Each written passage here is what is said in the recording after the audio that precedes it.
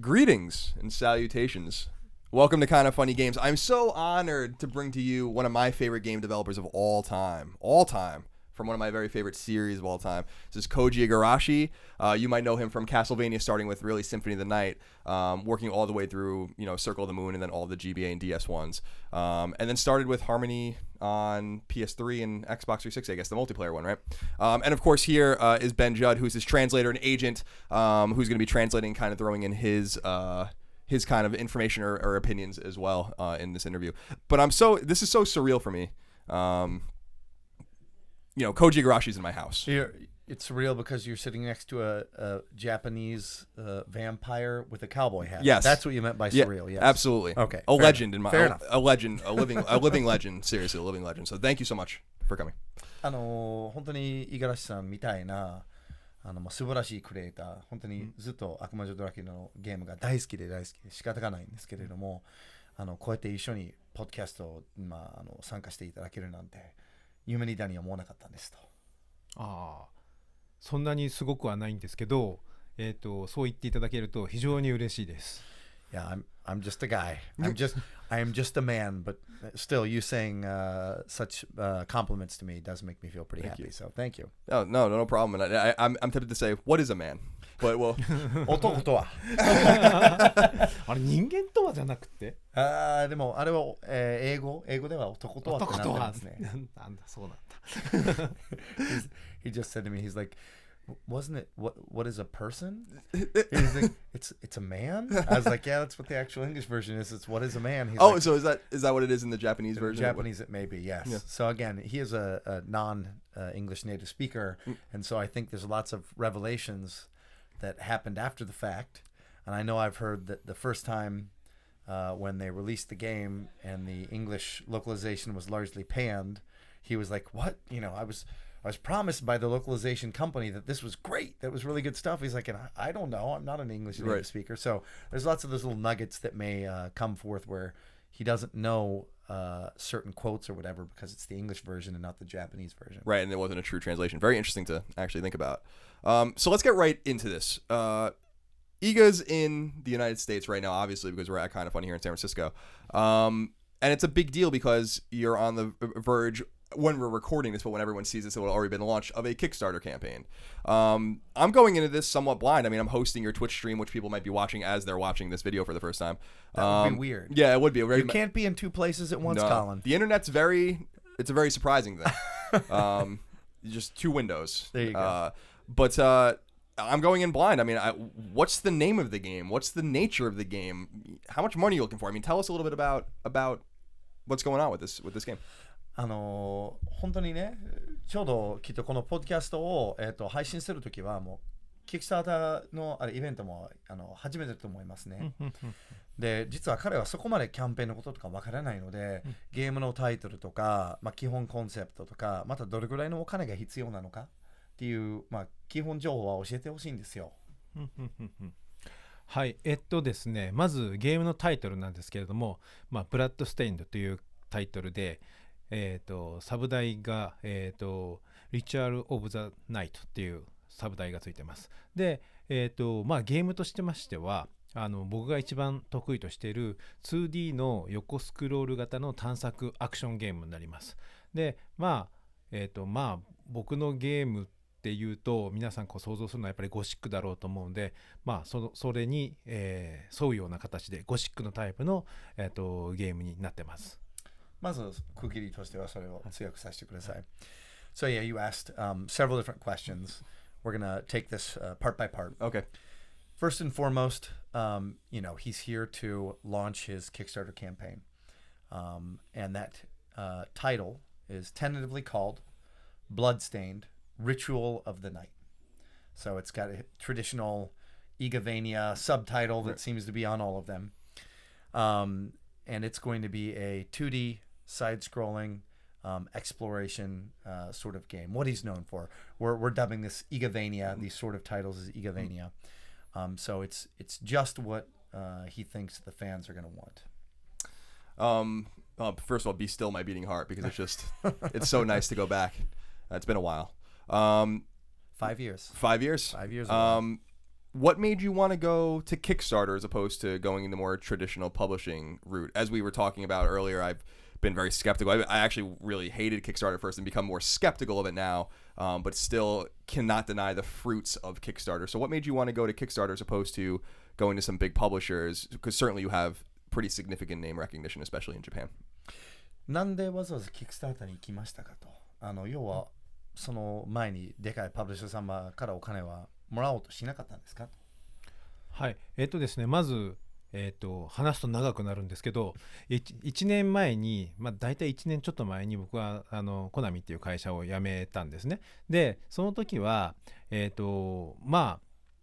お金が集まるだろうと思ったのと、ちょうどその時に、ちょうどそのキックスターターで稲船さんが大成功を収めた時で、なんとかなんだろうみたいな感じで辞めたんですけれども、結構その大きなパブリッシャーさんはその話を聞いて、その時はすごいいいよみたいなことを言ってくれるんですけど、最終的には、ちょっとバジェットがとかいう話で結局決まんなかったですよね。それでいろいろ探してるうちに1年経って、である程度お金を出してくれるところはありますと。ただそのお金を出してくれる条件としてまず市場のニーズがあることを証明しなければならないっていうのがあって、それでキックスターターを始めようというきっかけがまずあって、あと集まってるお金も最初当初考えてたよりもいろいろそのコスト計算をしていくと結構ギリギリの予算しかなかったので、もっとちょっとゲームを充実させるためにはやはりそのキックスターターでお金を集める必要があるなというふうに思って、今回始めることにしました。So first he wants to apologize because this answer is going to be pretty long. That's fine. But we're going to rewind time to about a year ago, or a little bit over a year ago. He went independent from Konami. That would have been March, I think 16th, 2014. And to your question, he did take the traditional route of approaching publishers. And there were a few publishers that were like, oh, yes, working with IGA would be great. Obviously, you've got a fan base. It's going to be cool. And they showed interest in the beginning. But then when it came down to actually moving forward with the title, they're like, oh, the budget is too much. Or, this isn't really something that we feel that our core demographic is going to like. For a variety of different reasons, one by one, pretty much every publisher turned him down. So he was obviously a bit shocked when that happened. He had just left his company that he'd been at his whole career, had a family to feed. But still, we kept at it. I'm translating right now because I've lived in Japan for a long time, but I'm also IGA's agent, and we did our due diligence pretty much everywhere that we could of trying to get this opportunity to fall, and it didn't. And I was personally shocked because here was one of my childhood favorite creators who had made fantastic games. The scores, the reviews spoke to that. They always made money too. As a publisher, having a game that's highly reviewed and still makes money, it's what you want. And so when none of them would support him, I personally was very saddened too.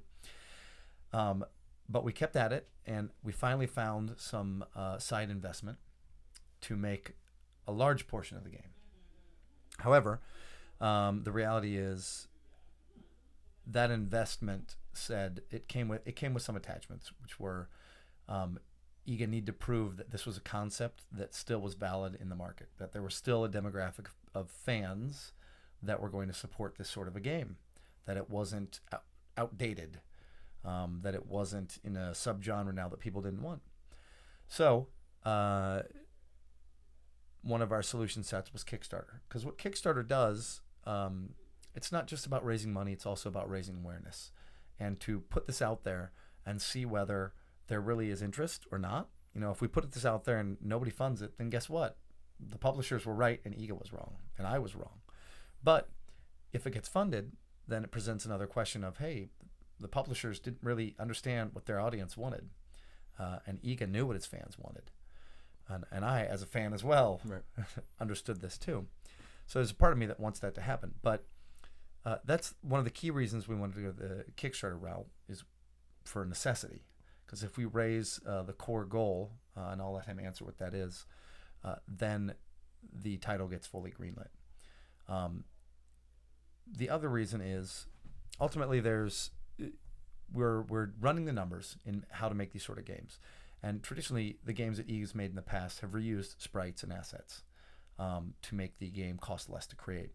This would be a brand new game. So everything is new.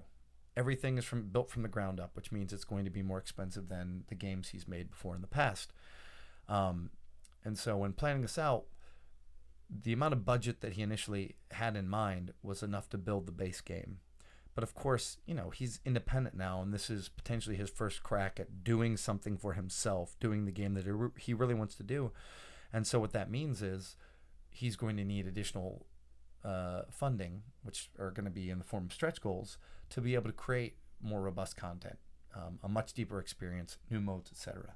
So that's just the reality of, hey, we've done the due diligence, we've gone out and found a large chunk of the money so that people can feel rest assured that this game will come out. But to make it a badass Igavania game, it's going to require more user and fan support. I wanted to before we move on, I wanted to touch on something you said that surprises me, that some of the publishers had said to you guys, which is that, is this idea outdated? Is this something people want? And I wonder if this really shocked you, because I see Axiom Verge, and I see Ori and the Blind Forest, and I see Shadow Complex, and I see all these people copying exactly what you did, and your team obviously did with Symphony of the Night, and then Circle of the Moon, and all these other games, which were of course iterations of Super Metroid and things that came before it, obviously. But I think Symphony of the Night is the mastery of it.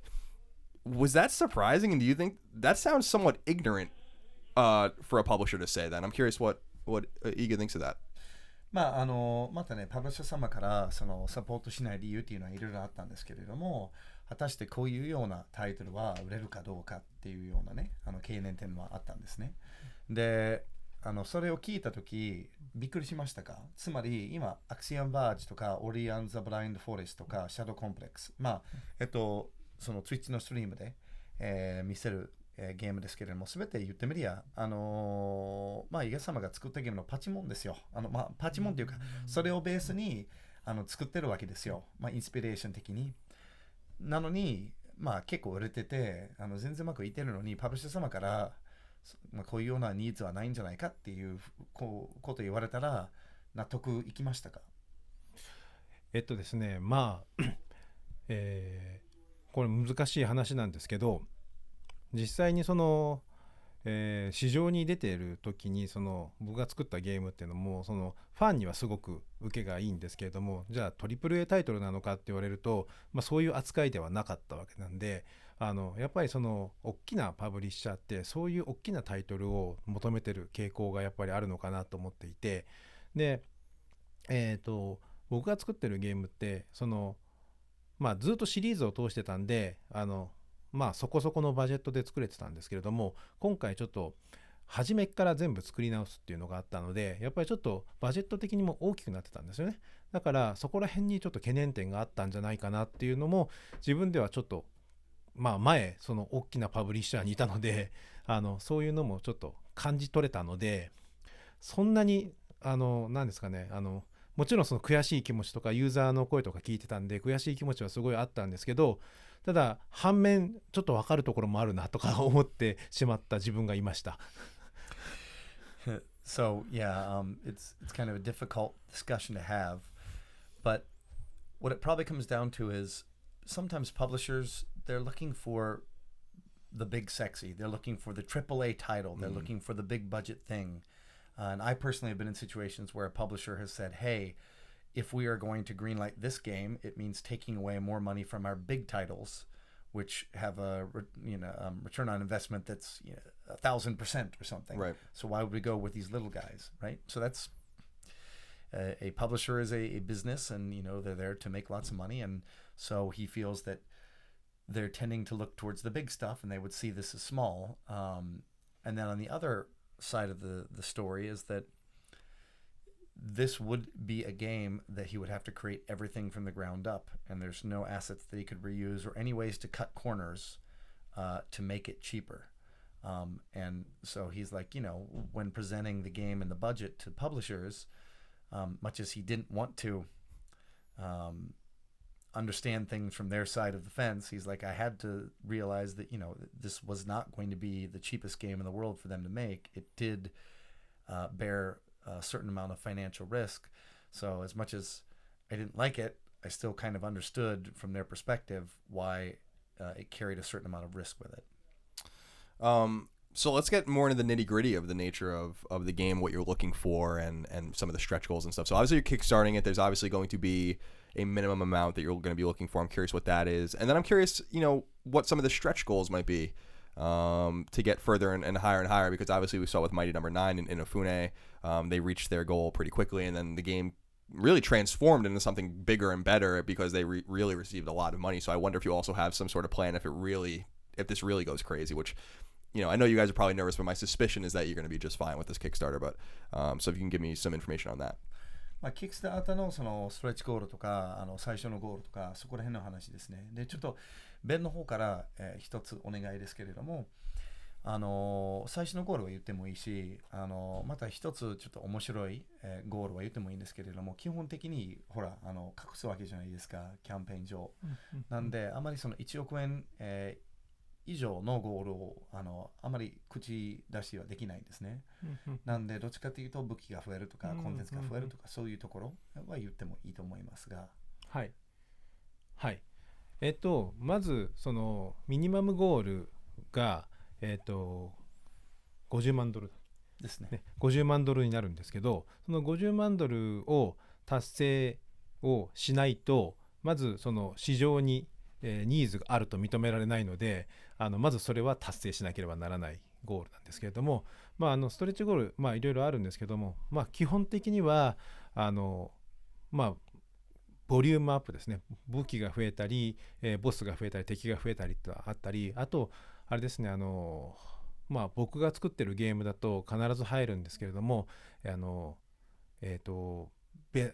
クストラプレイヤーってやつですかね。そのぐらいは、とりあえず今考えてて、まだいろいろあるんですけれども、今はここまでです。Yeah, so the initial goal, the bare minimum goal right now is $500,000. And if we don't reach that line, it pretty much means, as I stated before, that there really isn't a user demographic that wants this sort of game. So, yeah, he's very nervous about hitting that line because in Kickstarter these days, there's a lot of distrust. There's a lot of people that see it in a very different light than 2012, 2013. There's been a lot of negative stories about it, a lot of games that never came out, right? So it's fair enough, buyer beware. But because of that, a number like 500,000 from him, where I think that would have been 3 years ago, easier to hit, now there is some concern. But that is the bottom line goal that we need to be able to hit with this campaign. From there, one of the strategies that he's adapting is that when you think of Symphony of the Night, it had tons and tons of weapons. It had special moves. It just had so much content, certainly for a game of its time. And the goal is to try and replicate that with this Kickstarter campaign so that rather than having 100,000 higher goals or 200,000 higher goals, it'll be like in increments of 25,000 or 50,000, and that will be then we'll add in weapons and more bosses and more enemies. And so the idea is to just flesh out more and more and more and more content and make this just a very robust game.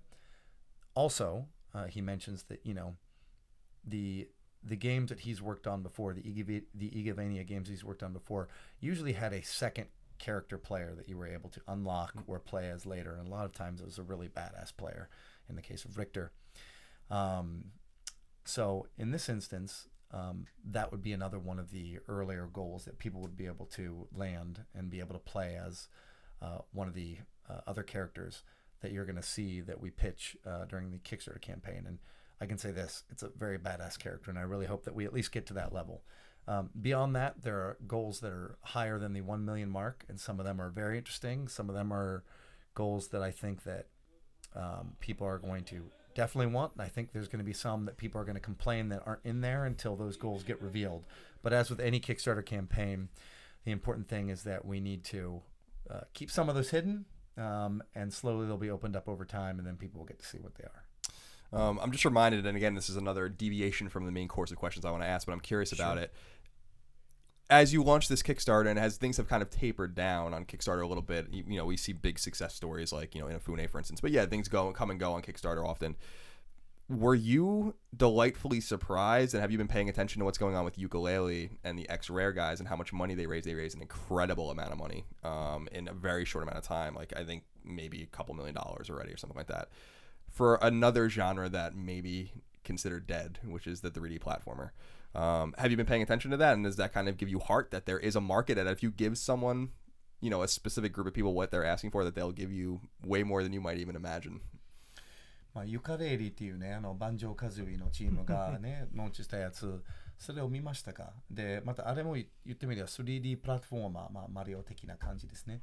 ああいうようなジャンルも、まあ、全然ニーズないっていうふうには見られがちですけれども、こんだけやっぱり爆発的に売れてるっていうのは、要はちっちゃいそのユーザー層かもわからないんですけれども、そのユーザー層はとても情熱的なので、とてもいっぱいお金を出してくれるっていうようなことはあるかもわからないんですけれども、どう思います？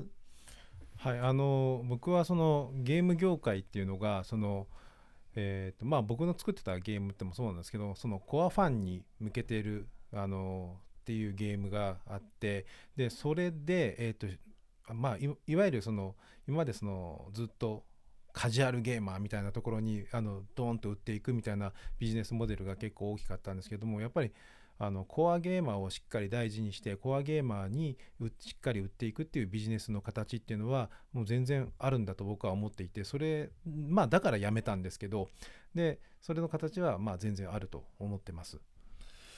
Yeah, so personally he feels that there are still a lot of core gamers, and you don't need a lot of core gamers to be able to have a successful title. Right now the market is it's fragmented to the point where a lot of people are seeing money coming in from the mobile space, certainly in Japan, which involve a lot of casual gamers or people that really you wouldn't even call gamers. And so lots of major publishers, maybe like even the one that he used to work at, are focusing their sites in that direction. And that's fine. It's fine that there's a wide variety of different people playing games out there. That's probably better. But he's like, I still believe that there are core, hardcore gamers that want a certain kind of experience.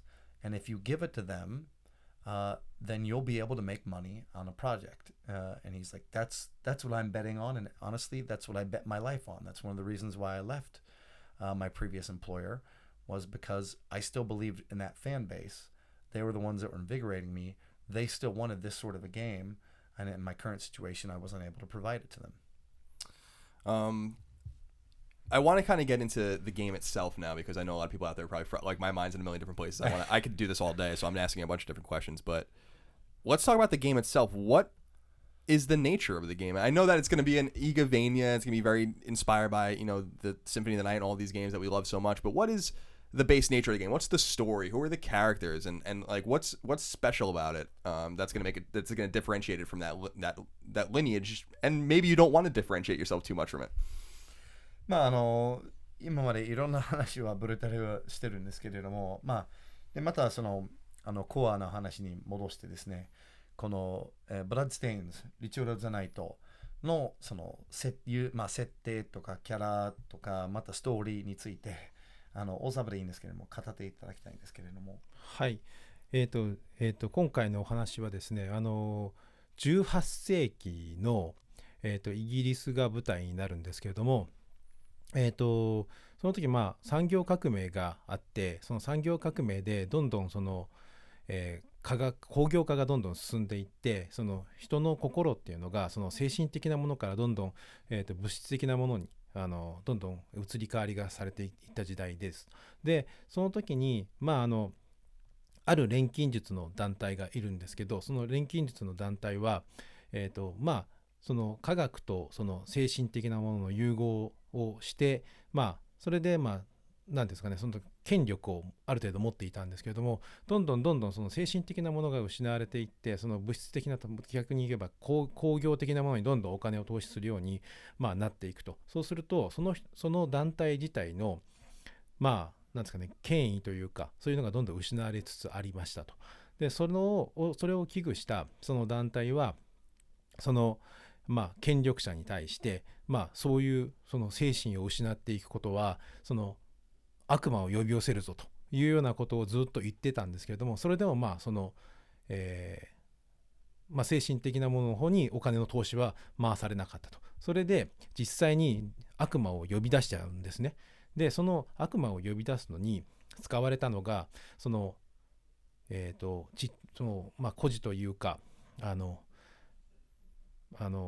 子供たちをさらってきたり、いろんなところから集めてきた子供たちにある結晶を、体に埋め込むんですね。でその結晶というのは何かというとその悪魔の力と、リンクさせるための結晶なんですけれども、その埋められた子どもたちを、使ってその悪魔たちを召喚しようとすると。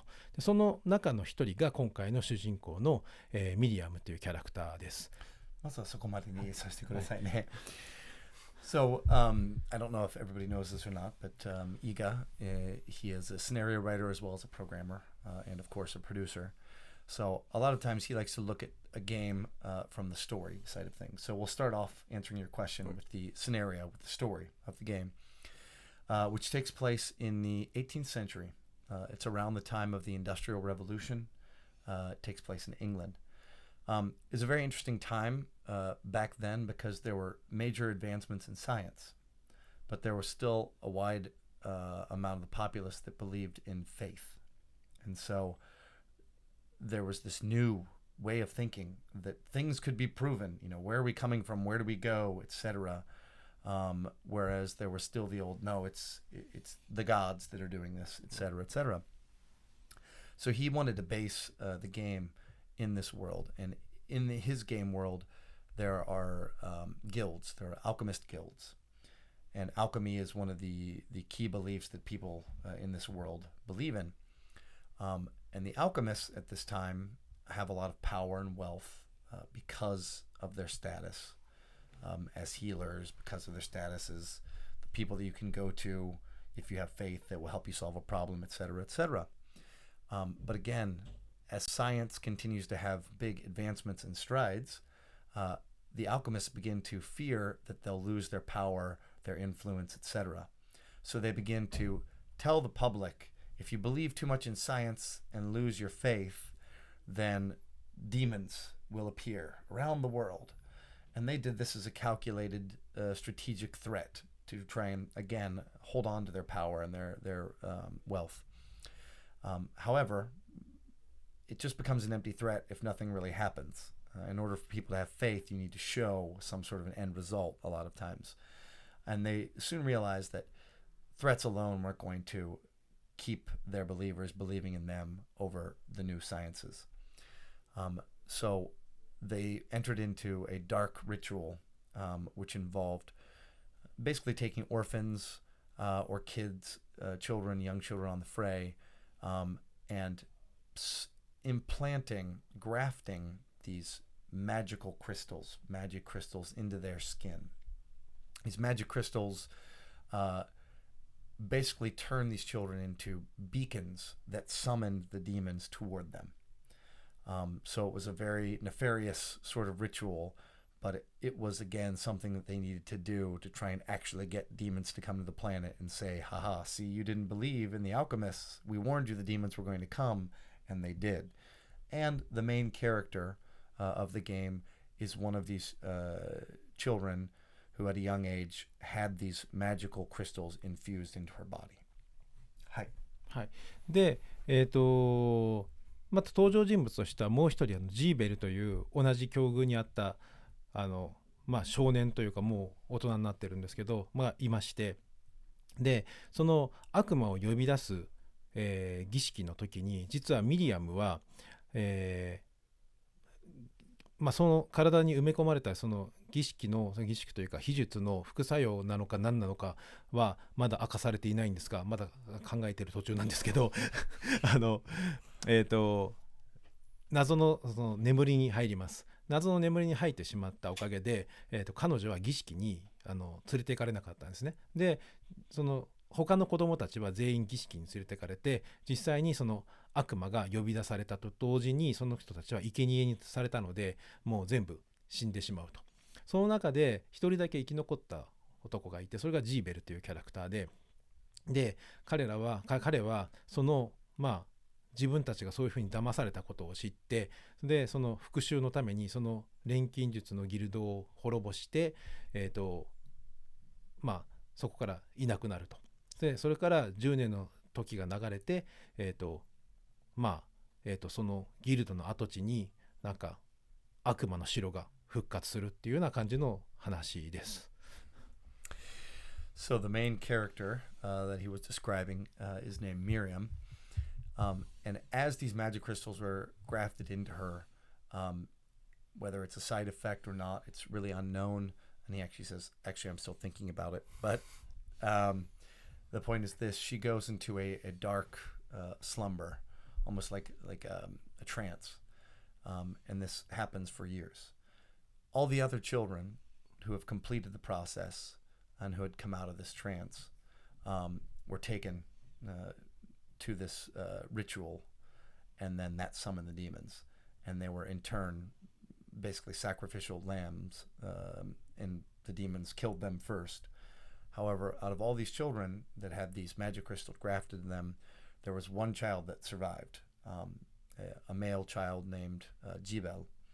And Jibel, knowing that they had been basically used as fodder to bring the demons to the earth, swore revenge against the Alchemist Guild that did this, because they may have been all orphans, but they were all in the same location, and so these were his friends as much as anything else that all got slaughtered, just for the sake of maintaining the power and wealth of these greedy alchemists. So he swears revenge on them, and later gets it, totally wipes out all the alchemists but one. And then 10 years later, Miriam awakens from her slumber, and at the same time, a demonic castle rises up from the ashes of where the Alchemist Guild had been destroyed previously by Jibel. And that kicks off the start of the game. Also, I was going to say until the very end that the story sounds quite distinct from what was going on in some of the Castlevania games, or at least in traditional Castlevania lore. Some of the later DS and GBA games got obviously like way more complicated, but it sounds like, is it fair to say that this sounds like both a deviation from the Belmonts and the Alucards and the Draculas and the Deaths, but also with the castle being part of this, something that is also very familiar to people that are going to want to play this game?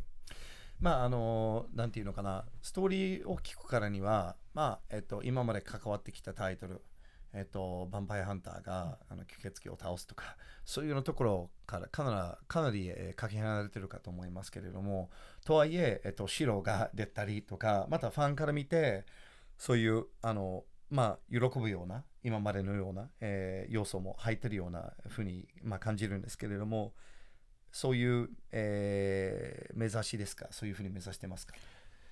まず白はですね、そのゴシックのアクションゲーム、ゴシックという、ゴシック様式で考えたときに一番表現しやすいのは何だろうと考えたときに、その要素がいろいろ、例えば教会だと教会しか作れないんですけど、城だとその城の中に教会作ったりいろいろ作れるので、そういう意味ですごく作りやすかったっていうのがあったので、まず城を選んだのはそういう理由なんですけれども、他のゲームシステムのところ、例えば悪魔の力とリンクするとかっていうところは、過去に作ってきた作品のそのもっとパワーアップさせたような感じのイメージで今のところは考えてます。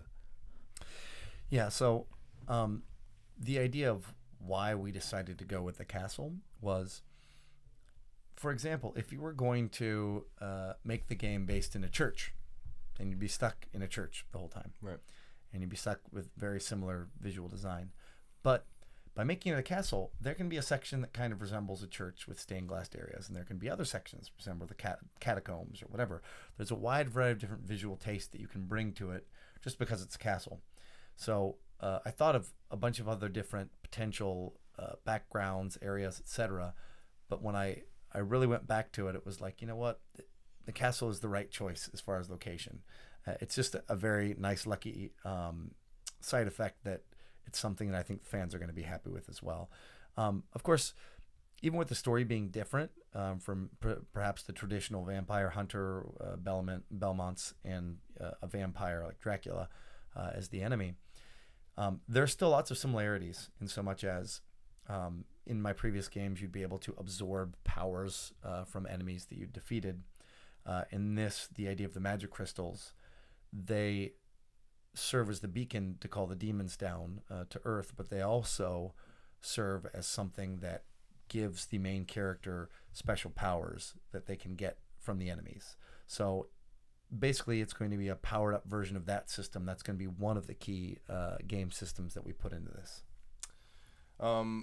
I'm curious in terms, I mean, I asked it before, but obviously I'm asking a bunch of questions at once, so we'll focus on just this one question, I guess now, or this one theme, which is, what does the game play like? I mean, we kind of have an idea now with these special powers and all of these, these different kinds of, well, a new kind of protagonist we have.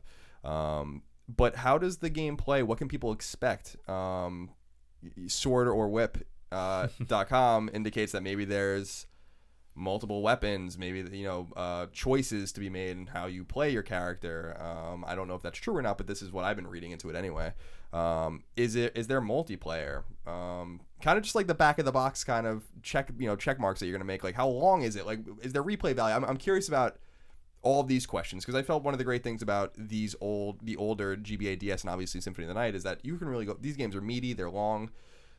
There's tons of secrets, collectibles, and replay value, and I'm wondering if we can expect all of that in this game as well. 一応ゲームの要素、これはバックオブザボックスですね。箱の裏に書いてあるこういう、面白いところの要素、それについて教えてほしいんですよ。つまり本当にやり込み要素があるのか、またいっぱいアイテムがあるのか、なんか新しいシステムがあるのか、それについていろいろ語っていただきたいんですけど、マルチプレイもあるのかみたいないろいろありますよね。そうですね。まず、ゲームの基本的なシステムとしては、まず、敵の体にクリスタルがあるっていうのがあるんですけども、そのクリスタルと敵から落ちる敵から入手できるアイテムですね。パーツだったりするんですけど、体の一部だったりするんですけど、そういうのを、連成して結晶化させることで、その悪魔の能力を使うことができるっていうのがまず基本的なものです。ただ今回さらにそこから落ちてくるパーツの種類によってちょっとおまけのエフェクトがついてくるので、そのおまけのエフェクトを合わせたりとかもできるようにしようかなとは思ってるんですけども、そういうのを、たくさん手に入れて自分のなんですかね、プレイスタイルに合わせて自分が一番都合のいいアイテムを作り出していくっていうことがまず一つ、今回のメインシステムになるかと思います。あとそれと敵から落ちるアイテムとかっていうのはそれを使ってまた武器を作ることができるので、その武器のなんですかね、武器を集めるとか、敵を倒して敵の落ちてくるアイテムとかを入手するって、集めるっていうことを今回は強調しているゲームシステムになってます。Yeah, so he goes into a couple of the bigger systems that he's planning in the game, but the core concept behind both of those systems are collection, collecting a ton of loot. And I think that you probably feel a very similar way to what I did when I played Symphony of the Night, which was there are just so many weapons that you could get, armors, items, special moves. You're right, there are just tons of things that you could uncover in the game. And he wants to drill down on that feature and say that there are going to be tons of different drops that come from enemies during the game. But you're going to have to craft these different things that drop from the enemies into either a special move that you can then basically craft via alchemy into a crystal that you can put into your body, and that gives you a special ability that you learn from that enemy. On top of that, there'll be little sub parameters or sub materials that you can craft with that ability to give it like a +1 or a +2 to strength, to speed, whatever. Sometimes take that ability to the second level, depending on what is dropped. Separately from that, you'll be able to take these materials and craft them into weapons as well. So there'll be a wide variety of weapons.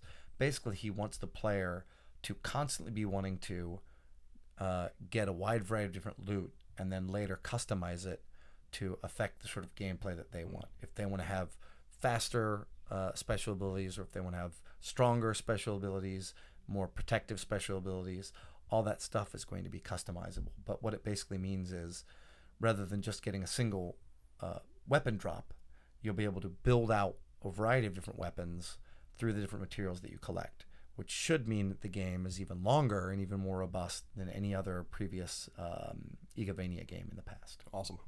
And is it going to be multiplayer? Is there going to be some sort of multiplayer component to, or is basically just single player by yourself, or both? マルチプレイヤーは入りますかと。で、これも一応ゴールはまだきっと明かしてないと思いますね、このタイミングでは。なんで、まあ、あったらいいなみたいな、そういうそそのかす程度でいいと思います。はい。やりたいなとは思っているんですけれども、そうですね、やりたいなというところでごめんなさい、今はそれしか言えないです。はい。Yeah, he said, I'd love to do something multiplayer in the game too. But I can't say any more than that right now at this point. I can say this in our many different discussions, planning meetings for the Kickstarter. He did say that 90% of the people, when he had made previous Igavania games, just wanted a robust single-player experience. And lots of people would come and say, I want multiplayer. But in general, whenever he would include an element like that, or whenever he tried to make that sort of a game, most of the people said, I want a robust solo play experience more than I want multiplayer. And I think he's probably correct in assuming that people that are going to want to play an Igavania game, they want 90% or 80% at least of the focus to be on single player, and they want multiplayer to be like a secondary mode. Right. You would not want to sacrifice a robust single player experience just to have a meaty multiplayer. You'd want that to be like the additional mode on top of the base gameplay. So I think his read on that is right. And currently the main goal, certainly the $500,000 goal, is based around a single player experience. Yeah, I mean, I will say that your instincts are probably right, because I think that a lot. I mean, I liked that. I think it was Harmony of Despair. Was that the one on PS3 and Xbox 360? I liked that game. I thought it was interesting, but it was disappointing that you got these environments and this gameplay, but you didn't get the game you were looking for almost. So and that was the last time we had seen his hands on or your hands on a Castlevania game. So I think that the instincts there are probably correct. Yeah. まあね、ちょっとベンが言った法則ですけれども、五十嵐様がやっぱりマルチプレイヤーよりはシングルプレイヤーはみんな大体そういうようなゲームが欲しいと。でマルチプレイヤーはどっちかというとサブ的な遊びっていう話はベンは前いただきましたよっていう話したら、まあそれは絶対正しいと思いますよね。まあマルチプレイヤーやりたい人もいるとは思うんですけれども、やっぱりメインはシングルということですよねと。はい。はい、そうです。その通りです。Yes, that's right. Totally right. That's right. What platforms are we shooting for with this game? You have your eye on PS4 and Xbox One and PC, 3DS and Wii U and Vita? I mean, and I assume this might have something to do with stretch goals as well with Kickstarter, but I'm curious what your target consoles or platforms are. まあそのベース的なそのプラットフォームっていうのは何ですか？まずキックスターターをやるということで、まず PC は、必須かなと思ってます。で、もともと僕は辞めた理由として、前の会社を辞めた理由として、コントローラーを使うゲーム機でゲームを作りたいんだっていうのがあったんですけれども、それもあるので、一応PS4 と Xbox One は対応したいなと思ってます。Yeah, so if you're going to do a Kickstarter, the reality is that probably 75-80% of people that back Kickstarters are PC gamers. So the PC SKU is almost a necessity. So that's definitely in there. On top of it, the reason why he left his previous employer was because he wanted to make another game with a controller and not touch controls in the mobile space. Yeah, thank you. So it's got to be it's got to be led by having a controller, Therefore, that opens it up to Xbox One and PS4. Additionally, Linux and Mac are going to be supported because if you support PC, you might as well support it universally against the three most popular styles. So that's the base level at 500,000. I can say this. There was a discussion at one point about just starting with PC and then having stretch goals beyond that for the PS4 and the Xbox One SKUs. But ultimately, it didn't seem right in so much as this is the game that he pitched to the publishers. It needs to be something that reaches a wide audience. And so there's no reason to split it off like that, even though it's tempting as far as stretch goals go, because that's what excites people, are additional platforms being supported. But it's just, if we're in, we're in. We're in for what makes sense as a logical product. Fair enough. And I want to go back to the title of the game real quick, because you guys had mentioned that the title is preliminary, or you're not settled on it yet. I wonder how you came to this title. Obviously, it has a Castlevania feel, as we had mentioned earlier, but do you have any other title ideas in mind, and how did you settle on this one, and when will we find out if this is the definitive title for the game? Bloodstained っていうタイトルですけれども、由来っていうところを教えてほしいのと、それまだ100% 決まってるとは限らないっていうような言い方は以前あったみたいですけれども、いつその最終的なタイトルが決まるのか、そして違うその候補のタイトルはありましたかと。タイトルはですね、いろいろありました。いろいろあって、いろいろ検討して、で、多分これ最終にしようかなと。ダメなのは、この商標取れませんっていう時がダメな時かなと思ってます。で、なんでブラッドステインドっていうタイトルにしたかというと、まずブラッドっていうのがちょっとゴシック感を、ちょっとゴシックホラー感をこう匂わせるっていうところがあるかなっていうのと、この後ろのステンドっていうのが、今回そのテーマにステンドグラスをテーマにちょっとしているところもあるのと、そのステンドっていうのがその侵食していくっていうような意味を持っているっていうのを、僕は英語がちゃんとできないんで、それを聞いてこれはと思ったのが、そのブラッドっていうブラッドがこう侵食されていくみたいな感じのイメージがあったんですね。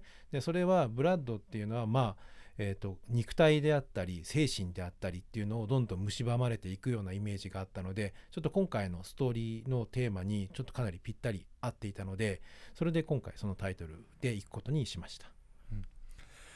So yeah, we're thinking that this may be the final title, and there's a very good reason why this is something that really fits. And we went through a wide variety of titles. Some may have sounded better at first glance, or rather at first hearing them, but then a lot of times a good title's already been taken. And so when you do the legal search, it's like, oh, there's already a rock band, or there's a board game, or something that had a very similar title. So it closes a lot of doors on what you think is cool. But the basic reason why we like this title is that blood, the word itself, already has Gothic undertones.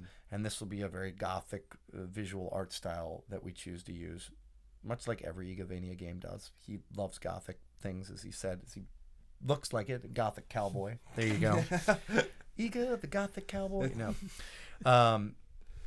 But in addition to that, not just blood, the word stained ties into what is actually one of the base game concepts that he hasn't discussed here yet, which is stained glass. The actual magic crystals that are forged in your body have a way of, collecting with other very similar colored crystals. They gravitate towards each other and ultimately start to look like stained glass, the actual growths on the host's body, so to speak. And that also, again, ties into the visual design. So you have blood, and then you have stained glass.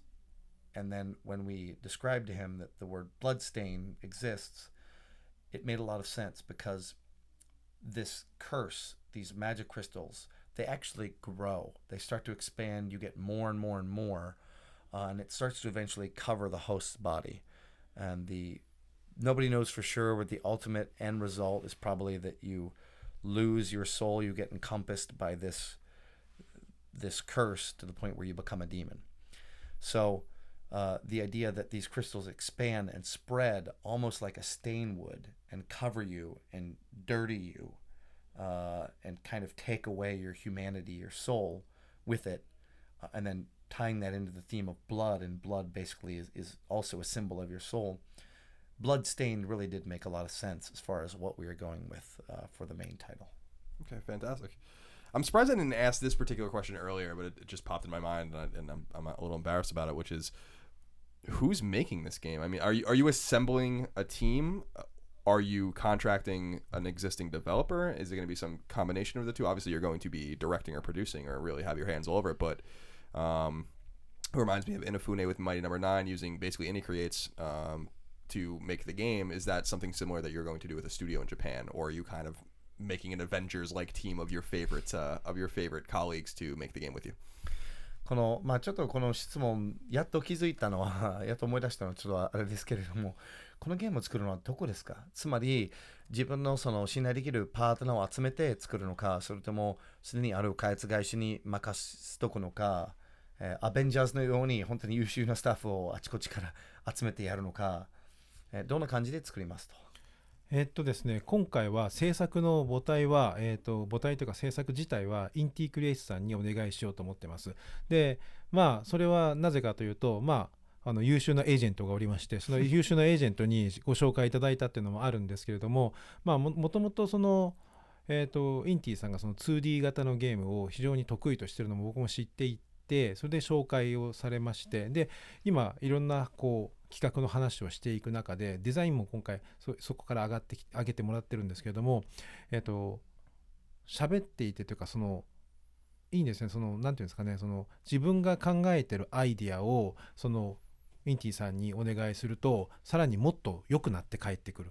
で、もう新しいアイディアが入って帰ってくるっていう、循環が非常に良くって、これだったらもうすごいいいゲームができるだろうなと思って、もう今すごく信頼してます。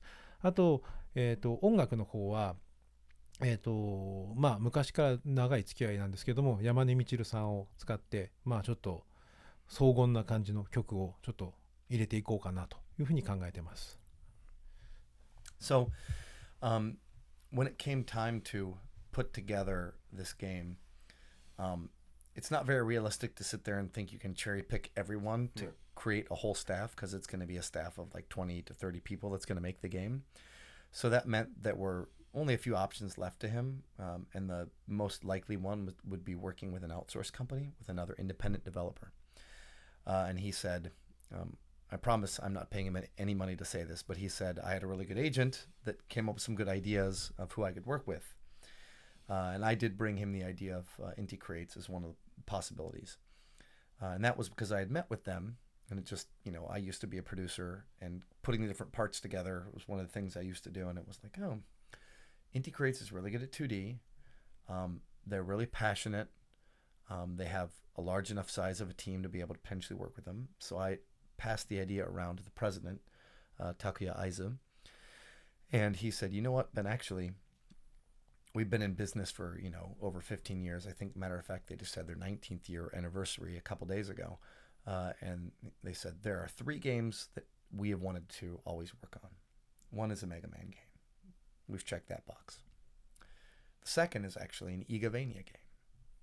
And I was like, really? They're like, yes, really. So I'm like, perfect. Anytime 2 different groups can be on the same page like that and have the same passion towards making something, that's when the magic usually happens. It's when you get the wrong team, or there's this disconnect that occurs, that's when you can't find the magic. And you need to be able to do that in making games. And the third game they said was a Zelda game. I wouldn't hold their breath on making a Zelda game. That's a big challenge. But still, for them to be able to get a chance to make their second game that they wanted to make was awesome. So he met with them, and he said that, I would throw an idea at them and say, hey, what do you think about this as a concept? And they'd get back to me a few days later, having fleshed out that concept and added 2 or 3 extra things to it that made it even better. So I could tell we had this really great creative flow going between myself and them, and it did feel like there was a spark. It felt like that was the magic.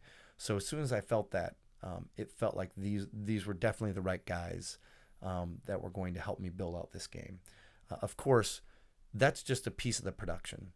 You need to also have the people that understood the core game itself. And of course, as you know, and probably many of the fans do, one of the biggest and brightest parts of Symphony of the Night is the music. So Michiru Yamane is going to be joining us in composing all the music, and it's going to be epic and robust. And you'll be able to hear one of her samples on the Kickstarter page itself, which is great.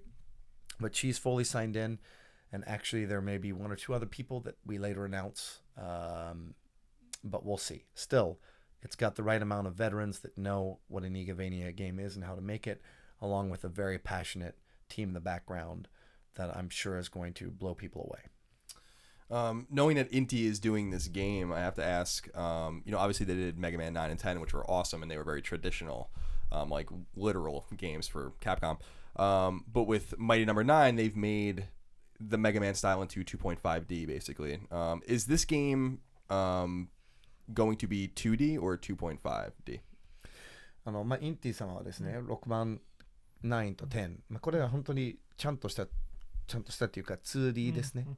ですけれども、マイティナンバー9はですね、これ 2.5D というゲームですね。なんで、いろんなスタイルがあるんですけれども、このタイトルは 2D ですか、それとも 2.5D ですか？今回は 2.5 で考えてます。理由としては、ちょっとその、制作をするにあたってのその何ですかね、その人員の確保的な問題もいろいろあるんですけれども、2.5 にする意味っていうのは演出面も強化できるので、そのゲームをち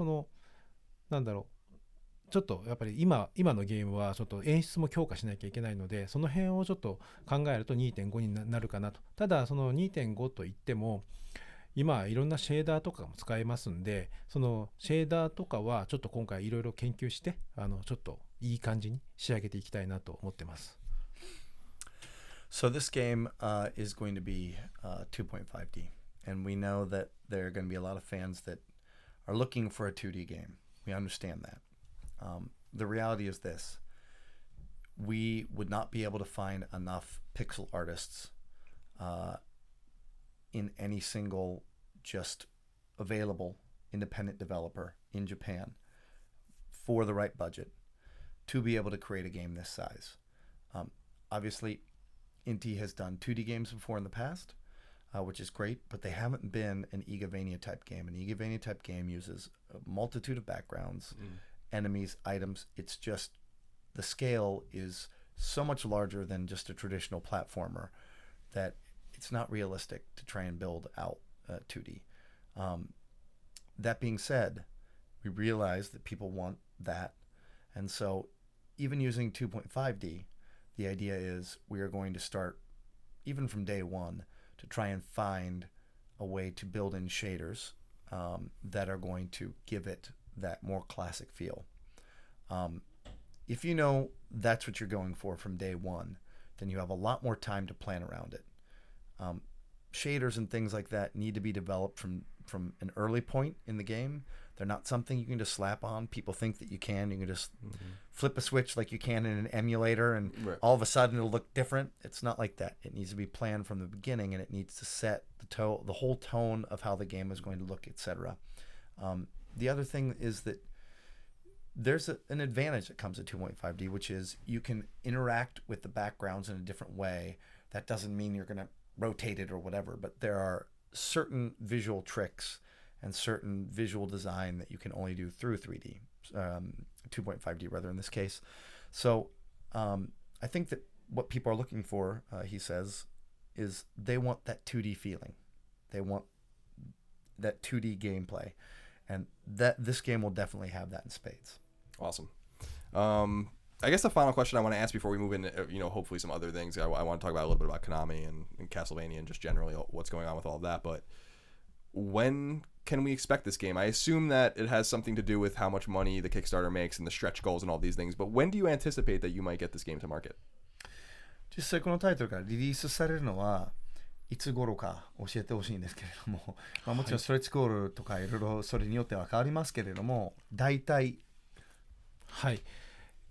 もちろんそのおっしゃる通りストレッチゴールで変わるんですけれども、ですね、今回だいたいそうですね、今までその作ってきたのがだいたい1年と4ヶ月ぐらいだったかな。でずっと過去のゲームって作ってたんですけど、今回その全部もう一度作り直しっていうところから考えるともうちょっとかかるかなと。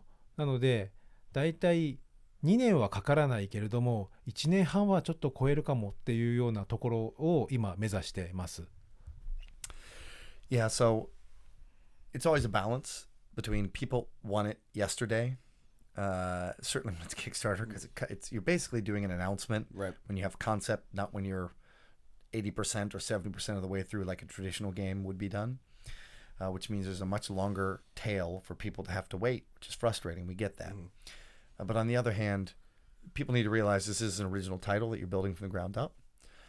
He said traditionally, after he got in the groove of being able to build them out, as you said, on almost annual basis, they got the production timeline down to about 1 year and 4 months. However, since this is new, they need to experiment with shaders. They need to experiment with different gameplay systems. Depending on the stretch goals, there may be new modes that are added, etc. So he's envisioning it to take somewhere in between 18 months and 2 years. Now, again, that may sound a bit vague, but rather than committing to something and saying it's definitely now and then being late, like a lot of Kickstarters, this sort of a range makes him feel more comfortable, number one. Number two, I'm going to add in this.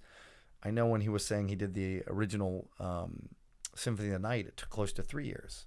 So that was him building it from the ground up, right? So people that would see something like 2 years or 2.5 years and say, that's way too long. The reality is, if you're building out an original game and all new assets from the ground up, it does take about that long. So I think still him getting under 2 years means that the team is really cranking. So I want to talk a bit about Symphony of the Night.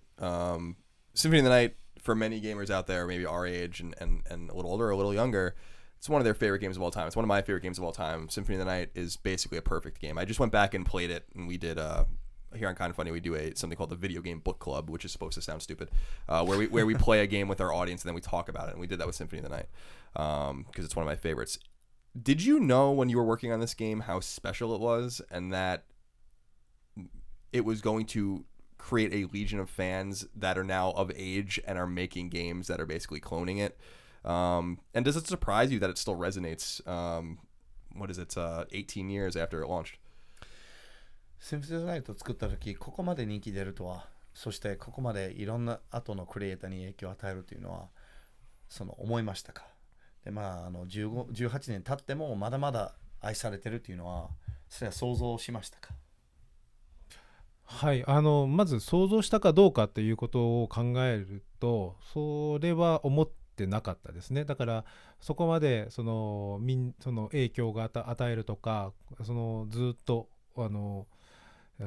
ずっと思っててもらえるっていうのはあんまり考えてなかったですけれども、ただその時常になんですけど、その時僕たちが遊びたかったゲームを作っていたっていうのだけだったので、そういう意味ではその時は全く考えてなかったですけど、でもやっぱり辛いゲーム開発をやってると、確かに辛くはなくはなかったんですけども、辛い部分がちょっとゲームに出てきちゃうんですけども、ゲームの時にはやっぱり結構楽しんで作ってた部分がもうあって、その部分がうまい形で出たのかなっていうふうにはなんか今考えると思います。Yeah, honestly, I didn't know it would be the sort of big thing that it became. We were just making a game that we all selfishly thought would be fun. But, when you think about it in hindsight, as he mentioned before, it's the flow, it's the creative flow, whether it fits or doesn't fit. And they had a certain creative flow on that team. He's not going to say it wasn't hard at certain times because there are crunch times and there are doubts and some of the different features and elements don't really click and work as well as they should, and that was probably a result of the creative flow not being synced up the right way. But in general, we can say about that production that everybody attached had a good time making it. So for us, it was just, I think we had found that special magic on that title, particularly within the team. People were having a good time making it, and that naturally shows in the end result. When the game, or when that Igavania style game left, it, obviously Symphony of the Night was kind of a self-contained thing, but when it went to GBA with Circle of the Moon, when GBA launched in 2001, I think it was, what was the plan for the series moving forward? Because it became, as we mentioned earlier, somewhat of an annualized thing. Did Konami at that time know early on, like right after Symphony of the Night, that they were going to make another one and move maybe to a portable? And what was it like kind of iterating on that over and over again? Did you get tired of it? Or is that kind of the space that you want to be in? Obviously, you want to be in that space now, but back in the day when you were in the grind for 7, 8 years, 9 years, was it tiring to make this game kind of over and over again? ですね、次イガベニア的な、ゲームでいうとサークル・オブ・ザ・ムーンだと思いますけれども、そのシンフォニー・オブ・ナイトの後、シンフォニー・オブ・ナイトが出た後、これがすごいうまくいってるから絶対続編作らないといけないっていう話はその時点ではもう出てましたかが一点と、またその後ですね、ほぼ1年半ぐらいで続編作るような流れにサイクルになったと思うんですけれども、その作ってる間で、これすごい楽しいってずっと続編作っていきたいっていう気持ちがあったのか、それともクリエイターとしてマンネリ感が入ったのか、今は作りたいのは分かりますけれども、5年ぐらいのギャップがあるんですけれども、当時のずっと、毎年毎年作ってるような感じっていうのはそれでも楽しかったですか？まずちょっと語弊があるので、一つ正しておくと、サークル・オブ・ザ・ムーンは、確かにアメリカで出した時には僕はプロデューサーになってるんですけれども、あれはですね、我々が作ったタイトルではないんですよ。まずそこは語弊があるので正しておくと、それです。で、もともとシンフォニー・オブ・ザ・ナイトを作った後に、あれで実は僕らは燃え尽きて一回なんていうんですかね、キャスルバニア自体をもう我々はやらないっていうのはちょっとおかしいんですけど、しばらく離れようっていう話になって、でキャスルバニア自体が今度あの時分社化してたので他の会社で作られることになったんですね。で、その間いろいろ出てて、その中の一つがサークル・オブ・ザ・ムーンだったんです。ただその離れてる間に僕はその、キャスルバニアシリーズすごくやりたくって、その時のその分社化した社長にやらせてくださいよっていうのをずっと言い続けた結果、そのサークル・オブ・ザ・ムーンのその北米版をやる時にプロデューサーとして戻ることができたんですね。でそこからそれをやるってなるとですね、今度、その時のその、US の社長だったかなから僕の前上司だったんですけど、その人からもうキャッスルバニアは1年に1本出してくださいって言われて、はいって言って、あとはもうその喜ばれているところをユーザーさんの喜んでいる部分をなんとか汲み取って次の僕たちの面白いにつなげていくっていう循環を作っていたので、それを作ってる時はすごく面白かったですね。面白かったですけど、マンネリ化と言われるとその作っている形は大体似てくるのでその部分はあるんですけど、ただその新しいアイデアを必ず入れて作っているのは非常に楽しかった記憶があります。So first and foremost, he's not the sort of guy that likes to take credit for something he hasn't done. And he's like, there's a lot of people that mistakenly associate him with Circle of the Moon. And that's probably because he is listed as the producer on the US version. But he's like, I was not actually a part of that, the production side of that. After we did Symphony of the Night, we had kind of put like everything into it that we possibly could have thought. To the point where when it was done, we were just like, let's just take some space from this title. Let's move away from it. Let's all go our separate ways for a while and just sort of recharge our battery. Because to build a game like that, it's not easy. You really are running on your maximum creativity that you possibly can and throwing in everything you can. And after that, the company ended up sectioning that brand off and passing around to different outsourced companies to make and different people to make. And so it was made through a different company. However, even when I separated, I couldn't stop thinking about working on Castlevania games because I still love that series and that type. And so when the US version was going to be released, I kept begging the president to allow me to do another Castlevania game over and over and over and over and over again, to the point where he finally said, okay, fine, you're the producer of this title for the US version, so make it so. And I did, and I talked with the president of the US side of Konami at the time, who used to be my boss in Japan, and he said, okay, so here's what I need you to do. I need you to make a Castlevania game every year. And I said, oh, okay, yes, I'll do it. And so that kind of started getting the ball rolling. But what it meant is I needed to get what basically was a 3-year production cycle into as close to a year production cycle as possible. And that required finding the most smooth and fluid setup to be able to crank out more and more Castlevania games than I'd ever done before. And we got pretty good at it. And I remember thinking how fun it was trying to update some of the key systems, or trying to fit it within this very limited timeline. Sometimes creators do the best when they feel a lot of pressure and have more limitations put on them than less. So being able to develop new titles within this pattern for me was very interesting. I personally, as an aside, when I worked at Capcom, I think I was translating at one point Mega Man Battle Network 5, and they had literally put out one of those every year. Matter of fact, the production cycle was like 8 months or 9 months. It was ridiculously fast. And I remember at that time, like, just being burnt out from how many Mega Man Battle Network games. I mean, I played the first 3. I loved them, but it was just like, ugh. And I went to the team and I said, don't you guys get tired of just the pure grind of getting a game out in 8 months or 9 months? And they said, no, we love Mega Man. And I was like, okay, I guess that separates the men from the boys when it comes to being a creator. Why? All right, so you got this charge from Konami to make a Castlevania game every year, 14, 18 months, whatever, 16 months. Then it suddenly stopped. And a lot of us were curious about why that was, because in the West anyway, in the United States, with the gamers I knew, we loved these games. And we assumed that because they were being released so often that they were selling great and they were profitable. And I remember being in college and like making beelines to the stores when those games would come out. And even when I moved here to San Francisco, towards the tail end of it, what happened? Like, why did it stop suddenly?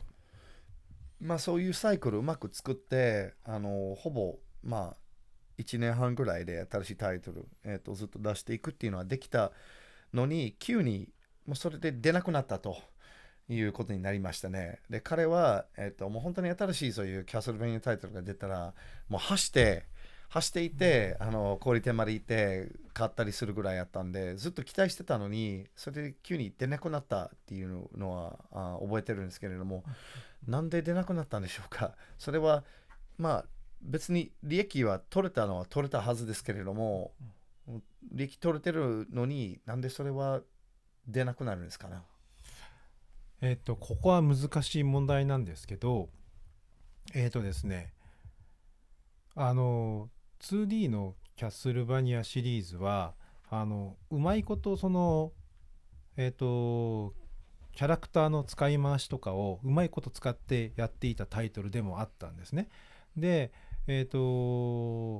ただまあ、ご存知の通りキャスルバニアってその北米がやっぱり一番大きなマーケットだったんですけれども、DS のソフトってどんどん価格が安くなるんですけど、価格は安くなるけれども、もちろん制作原価は変わらない、もしくはどんどん上がっていくと。そうなってくると、その利益率がどんどん悪くなっていったっていうのは確かあったはずなんですね。で、それプラスあの時にちょっとまあ内部で作っていたタイトルがまあ僕が作ったやつがあんまりうまくいかなかったんですね。で、それがあったので、まあ結局僕はそのキャスルバニアのプロデューサーを降りることになったっていうのもあって、で、まあも僕がプロデューサーの頃は、とにかく出さなきゃっていうのでずっとやってたんですけど、結局降りてしまったらそこは推進する人は逆にいなくなるので、そういうそのしがらみがなくなったというのもあって、それでパタッとなくなったっていうようなイメージじゃないかと思います。It's a tough conversation to have, but back in the day, those games were released on DS, and anything that was in a cartridge format, a lot of times its costs were fixed. Your base costs were fixed, and none of those could come down based on where the price point was. However, the reality was the price point would always come down. What started as $50 eventually became $40, eventually became $30. So your base development cost of making the game always stayed the same. We continued to try to lower it by reusing certain assets, etc., but that would only lower it 10, maybe 20%, whereas a hit of $10 off the retail price lowers your profitability by 20%. So you're in a constant parallel race of trying to keep your profit margin high enough to make it profitable as a title versus the constant consumer desire or the desire of Walmart to make that game cheaper and cheaper and cheaper and setting the price point. And usually a certain fan base takes hold of a game, but it doesn't ever just double from one title to the next. Hopefully you see incremental increases if you're lucky, but it's never going to double. So when you're getting these hits to 20%, 30% lower, and your fan base isn't increasing, your user base isn't increasing by that amount, then you're stuck in a downward spiral. And eventually we got cut to that point. We're still making money, but again, compared to other titles, which is what the higher ups would look at and then determine, hey, the staff shouldn't be working on this title, should be working on other titles. That came into play. And then at one point, I was trying to make one and it wasn't working out. And it wasn't going in the right direction. We ended up spending money and we were unable to achieve on what our goals were internally. It happens. That's what game production is. But I think that coupled with the dwindling profit margins of that sort of title in the DS market, eventually I was told that I needed to step down as producer on the title, and ended up walking away. I can add one thing to that, which is in Japan, it's not uncommon to be someone who has created 5 hits in a row, 6 hits in a row, and have one failure or one game that doesn't do well, and that's it. Then you're done. Your opportunity is gone. I may be way off on this. I think this information is accurate, but I think the man that created the Game Boy also was the man that created the Virtual Boy. And if you think of what the Game Boy represents, a whole huge market sector for Nintendo and how much money it ended up generating. I mean, if there would be no Game Boy Advance, there'd be no DS, 3DS. Without the Game Boy, the amount of money it generated compared to the amount of money the Virtual Boy lost, to me, still sounds like we're really happy that we have the Game Boy. But I think I had heard that after the Virtual Boy, the man that created that was pretty much pushed aside and not given any more real opportunities. So it's a commonplace thing to happen in Japan, but it's still unfortunate because the results after that weren't any better. Yeah, I mean, I'm curious.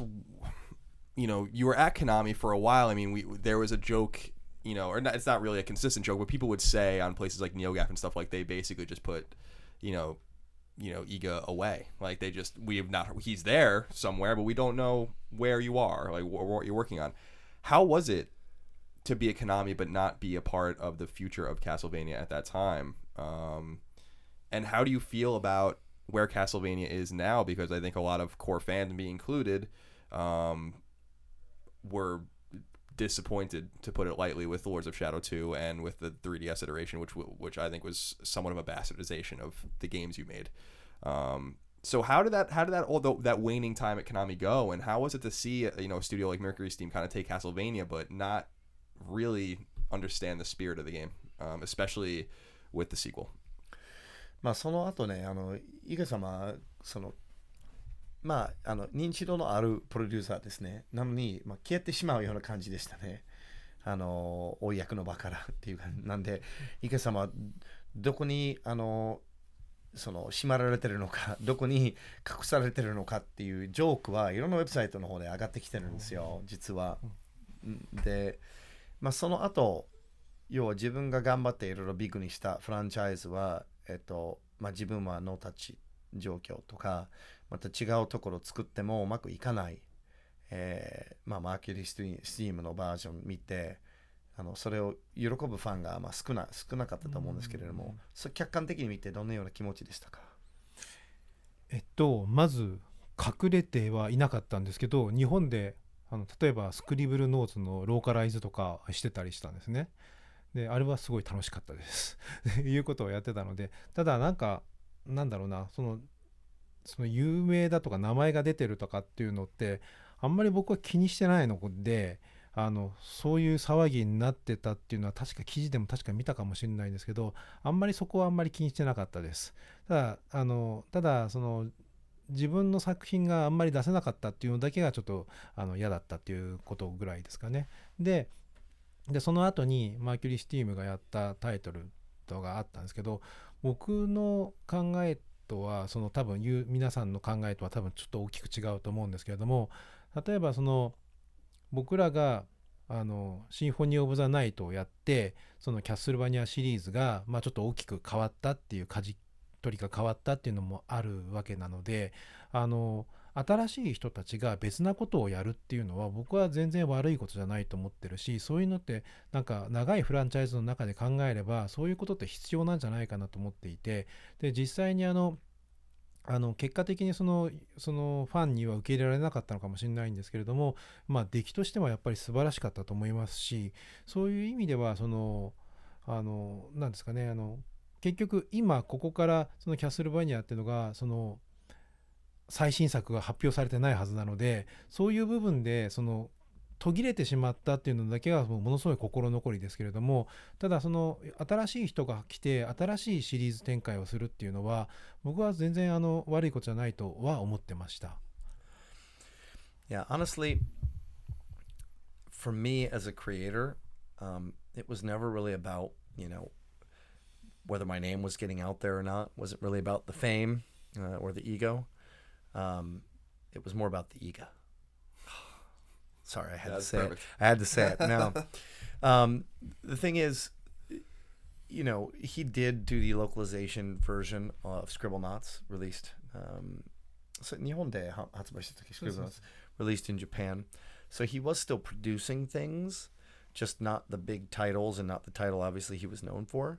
But again, there was a period where after that he was unable to put new games out. And he's like, as a creator, you need to create and be given those chances to create. And I wasn't. So that was the hardest thing to take. I didn't care about not getting my name out there or whatever, but not being able to make things, that bothered me. And he's like, and I'll be honest, I can't throw stones at another team trying to take a franchise and reinvigorate it, because that's what I did. I took the old classic style Castlevania games and turned it on its ear and created a new style of Castlevania. And that's what I think Mercury Steam was trying to do. They were trying to take it in their own sort of different direction. And the first Lords of Shadow was good. I was impressed, honestly, with what I saw.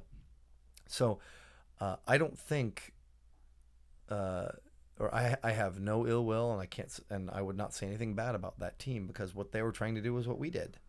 And if you've got a franchise that's been around for 15, 20, 30 years, you need to, from time to time, try to take it in a different direction. So as far as what that thought process was behind it, about taking it in a new direction, again, I don't think that's a problem either. Obviously, if you look at the end result, a lot of the fans weren't super happy with where it ultimately ended up towards the end. Certainly on the, was it 3DS, the most recent version, didn't like it so much. But again, a lot of times you just don't know whether you're going to find the magic there or not when you make a game. I have obviously found the magic a lot of times, but I've also lost it. So that's just being a human. That's the job of being a creator. Sometimes you find it, sometimes you don't. The final question I'll ask, because I hear some rumbling stomachs. We gotta get you guys some food. You guys been traveling quite a bit. We'll get you food ASAP. The one last question I want to ask before I let you guys go, because I know you're very busy, a lot of things to do. It doesn't seem like things ended well with you and Konami, and I'm curious, in this kind of post-Konami life, what it's been like to watch the company from the outside. For people that have never been to Japan, and I know a lot of our viewers have never been there, Konami is, as you know intimately, is way more than just a video game publisher and developer. Whatever, they own fitness clubs and all of these kinds of things. But in the West here, as I'm sure you know, we look at them as the publisher of video games, and they've always been there. And it seems like the feeling right now is that they are not going to be there for much longer in this space. That Metal Gear Solid 5 might be it. And with the way things are going down with Kojima, how does it feel watching this company kind of unravel, at least from the point of view of the game publisher that we know them as? Certainly they're healthy in other ways. I don't want to indicate that they're not, but how does that feel from the outside? コナミ様を辞めた時はそのところまではちょっといろいろ摩擦とかあった、ふうには感じるんですけれども、でもとりあえず辞めて今独立して1年以上経ちますけれども、客観的に会社もともと働いてたところを見てどんなふうに見えますか？海外ではですね、本当にそれゲームパブリッシャーっていうふうにしか、認識はないんですよ。日本ではコナミスポーツクラブがあったりとかパチスローとかいろいろあると思うんですけれども、アメリカでは特にないですよ。それがゲームパブリッシャーっていうのがしかないのに、もうそろそろもうゲーム出せなくなるんじゃないかと、メタルギアソリッド5が最後なんじゃないかっていうような、心配があるんですけれども、それをいろいろ客観的にもともと働いてた会社を見てどんなふうに感じます？はい、これ2つの側面があって2つあるんですけれども、1つはおっしゃる通り北米から見たらゲームパブリッシャーの側面しか見れてないんですけど、日本で言うともう本当にスポーツクラブをやってたりとカジノをやってたり、もういろんなことをやってる会社で、その2つの側面って言ったのは、1つは企業として考えたときにやっぱりいろんな事業をやっている会社なので、例えばその中でやっぱり企業なんで営利目的でやってるわけですから、やっぱり収益がたくさん上がるっていうところに企業としてのメインの舵切りをしていくっていうのは企業として正しい姿なんだろうなというふうに思います。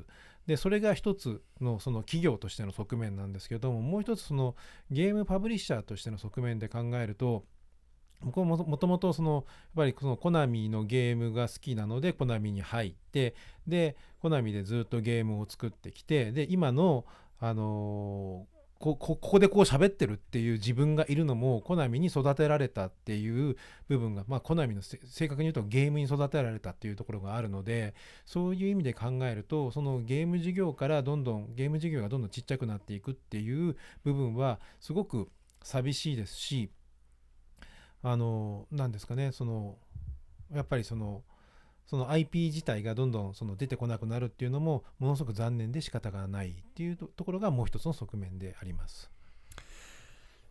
You can look at where Konami is at right now from two vastly different viewpoints.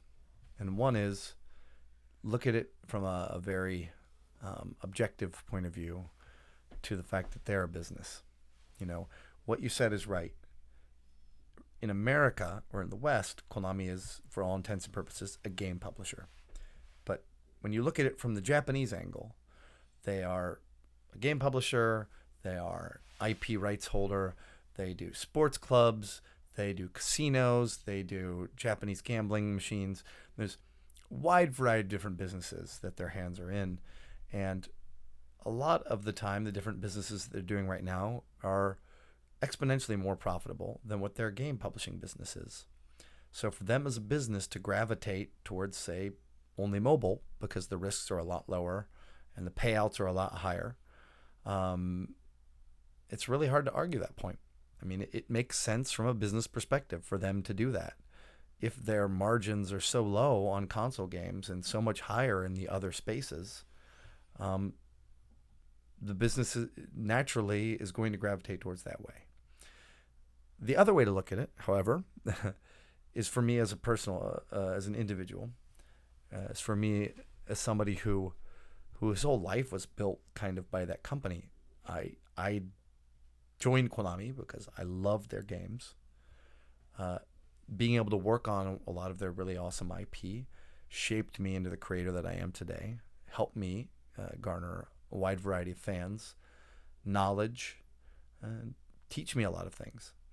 So for me to have that sort of background, to be built kind of by that company, and then to see that, you know, a lot of their really awesome IP is disappearing from perhaps the console landscape, it kind of makes me sad. It feels like the end of an era. And maybe that's a natural evolution that has to happen in some companies. But the one thing that can be said is I still think that there is a group of fans, a fan base, that still want that sort of game, that still like that IP. And if the option of the company that makes it is not going to make it anymore, then that's exactly why you need to be able to have Kickstarter, to get that opportunity for that fan base to be able to play those experiences that they like. So that's why we're here. Fair enough. Well, you know, we wish you the very best, and we appreciate your guys' time. We know you're very busy, but we're wishing you the very best. I mean, IGA, you are a hero to a lot of people out there watching this video, and a hero to me. You're one of my absolute favorite game developers, and it's really surreal that you're even in my house right now. But I wish you the very best. We're pulling for you guys. And I agree. Inafune saw that Capcom was going to make a Mega Man anymore, and so he's just going to make his own Mega Man. And you are going to make your own version of Castlevania, and we are hoping for the very best. So thank you so much for your time. まあ本当にこうやって自分の家でおしゃべりできるのは本当に夢みたいに思わなかったし、まあ前はイネフネさんはカプコンがどうせ6万作ってくれないんやったら俺は作るぜ自分のっていうのは、まあそれと同じようにコナミさんは悪魔女だらけ作れないんやったらもうイゲ様は作っていいと思いますと、なんでまたキックスターターが成功するようにはいろいろ祈っております。はい、ありがとうございます。頑張ります。Thank you very much. We'll try to do our best and wish us luck. Yeah, we do. And thank you all out there for sticking with us and watching this. We hope you enjoyed it. We'll see you next time.